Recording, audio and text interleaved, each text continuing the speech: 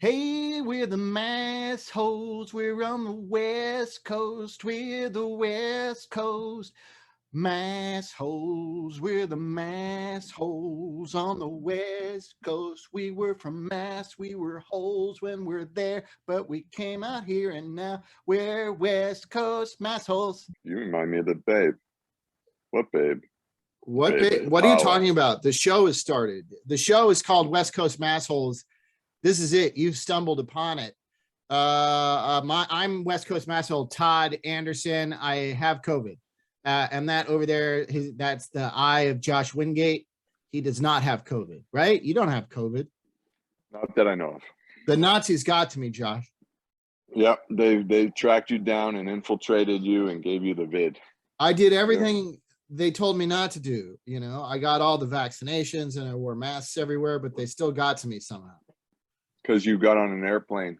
Oh, that's right. And they put that asshole who wouldn't wear his fucking mask and kept coughing a row in front of me on the plane. That's how they got me.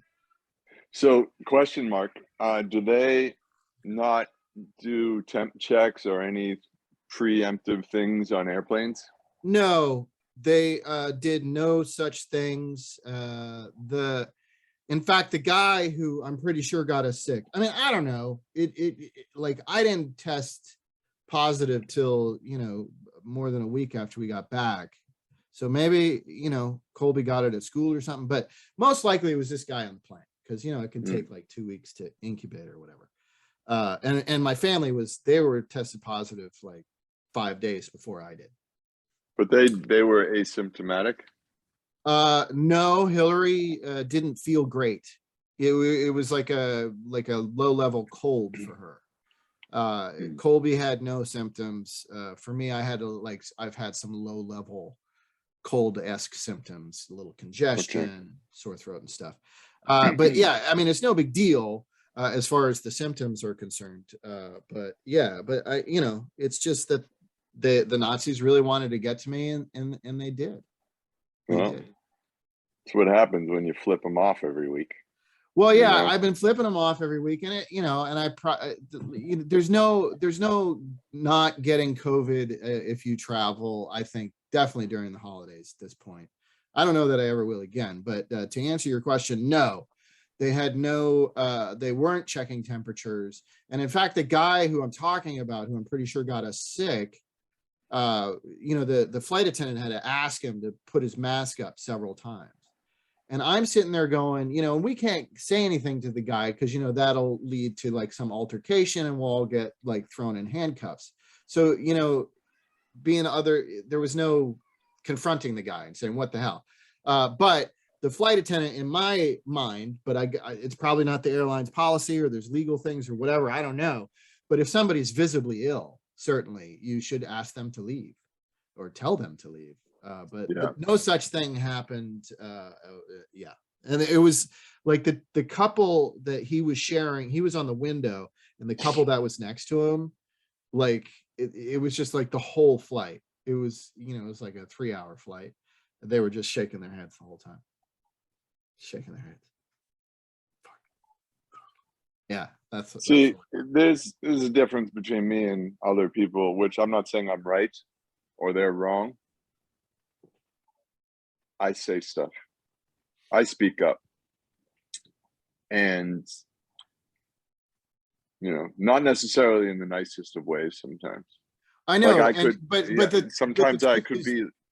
If you had been in my place and you had done that, it would have turned into a fight, a physical fight, and you would have been jettisoned from the plane as well.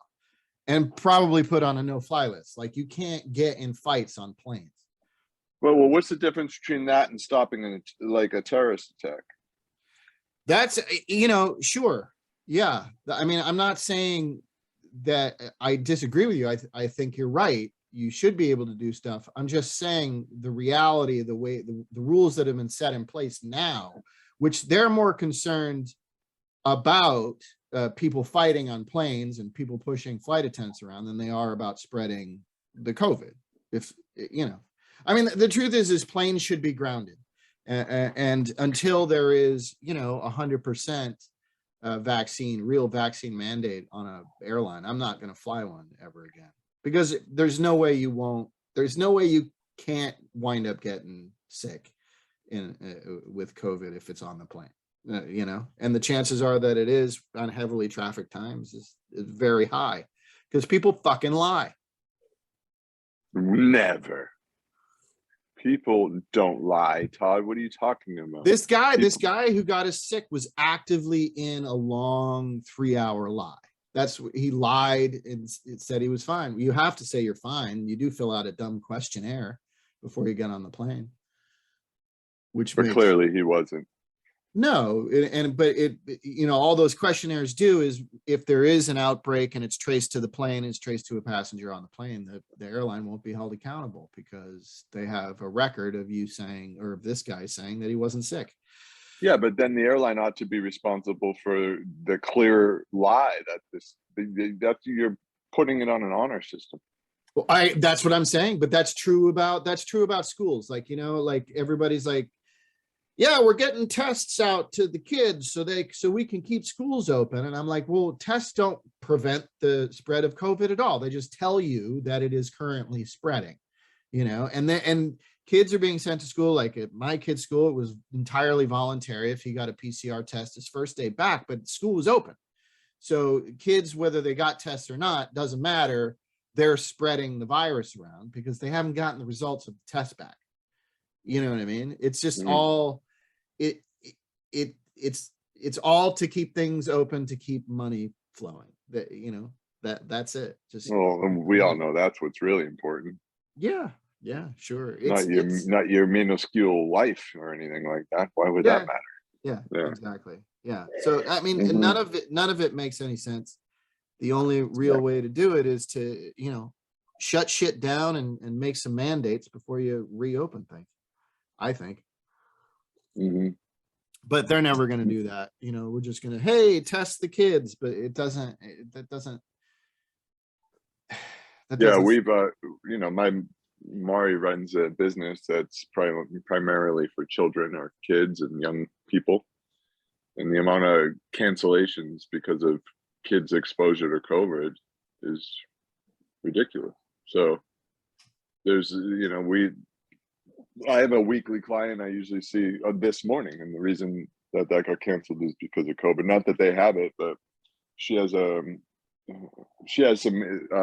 I won't expose her privacy life, but she can't. If she were to be exposed, it could be extremely bad for her. Right. So just with her, symptoms. So it's not even that there is exposure, just the risk of exposure now is creating cancellations.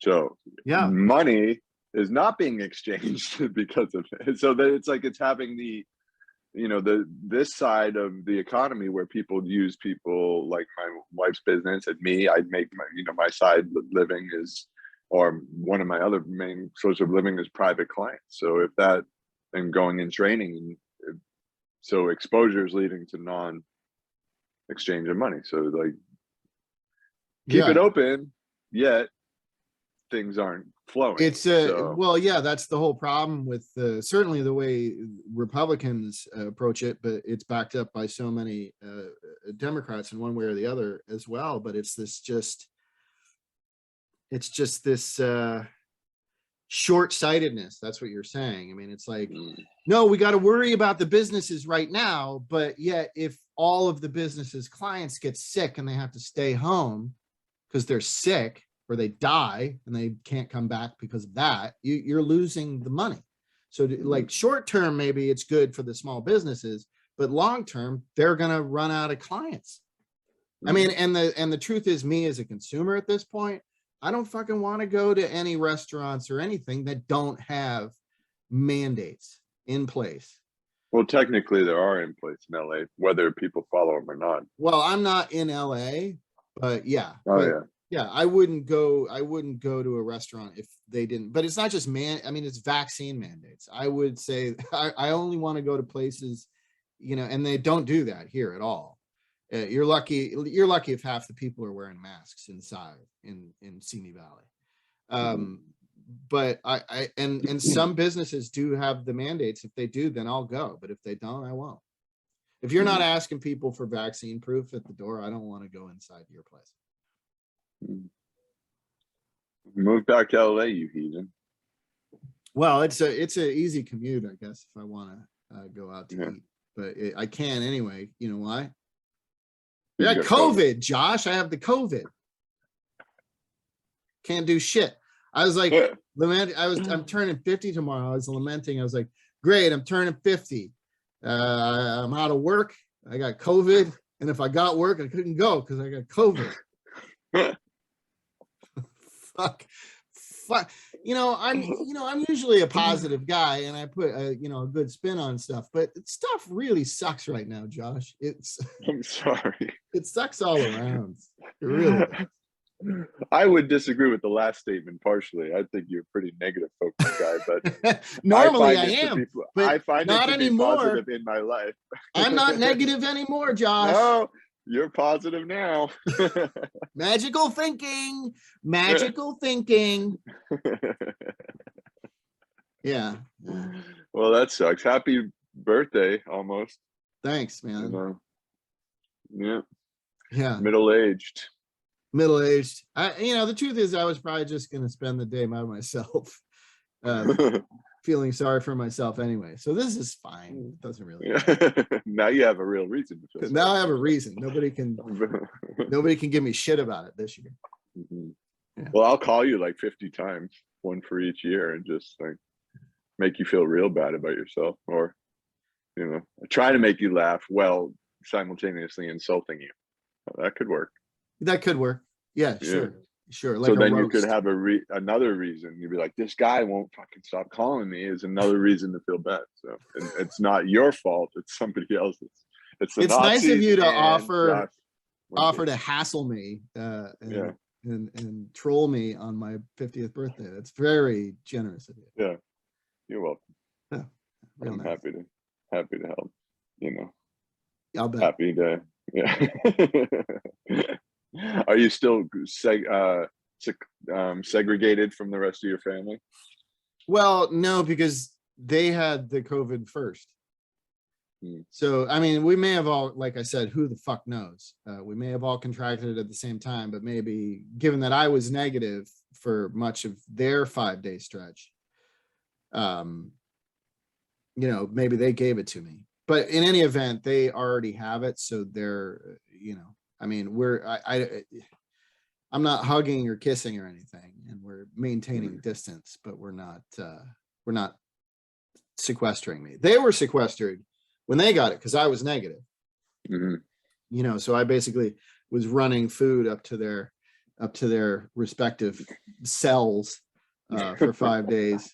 Until and then I went 5 days and I was like, oh cool, well hopefully I'll be negative, and I tested myself yesterday and no, I was still positive. So yeah, it's a sad story, but it's pretty common. It's everywhere. And the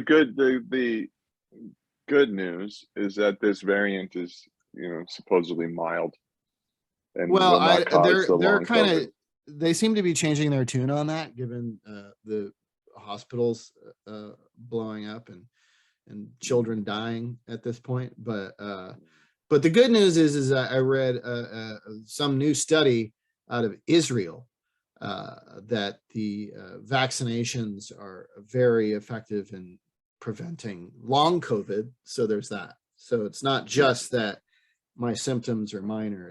It's that I won't have long COVID, which I really don't want.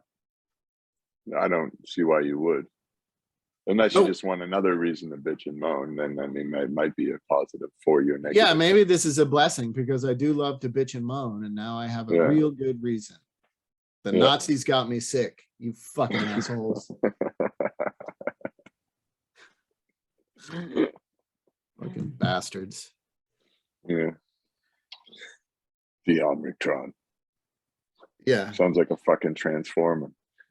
Who knows? Maybe it's altering your DNA as we speak and you'll become like superhuman. That look cool. Maybe just like not a bit player. Maybe all of a sudden The virus. The jawline will be all boom. Then fucking they'd be like, "Who's Chris Hemsworth?